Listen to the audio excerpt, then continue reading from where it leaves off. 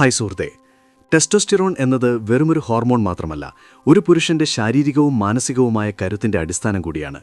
Testosterone അളവ് സ്വാഭാവികമായി വർദ്ധിപ്പിക്കാൻ ജീവിതശൈലിയിൽ വരുത്തേണ്ട ചില പ്രധാന മാറ്റങ്ങൾ. ഇത് ശാരീരികവും മാനസികവുമായ ആരോഗ്യത്തിന് ഒരുപോലെ ഗുണകരമാണ്.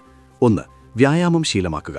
വ്യായാമം ടെസ്റ്റോസ്റ്റിറോൺ വർദ്ധിപ്പിക്കുന്നതിനുള്ള ഏറ്റവും ഫലപ്രദമായ മാർഗമാണ്.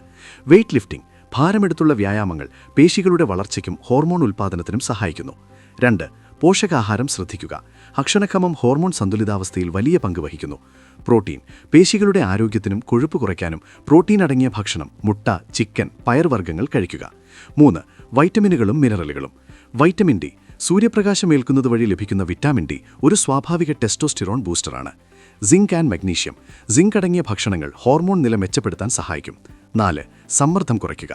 അമിതമായ മാനസിക സമ്മർദ്ദം ശരീരത്തിൽ കോർട്ടിസോൾ എന്ന ഹോർമോൺ വർദ്ധിപ്പിക്കുന്നു. കോർട്ടിസോൾ കൂടുമ്പോൾ ടെസ്റ്റോസ്റ്റിറോൺ നില കുറയാൻ സാധ്യതയുണ്ട്. ധ്യാനം, ശ്വസന വ്യായാമങ്ങൾ എന്നിവ ശീലിക്കുക.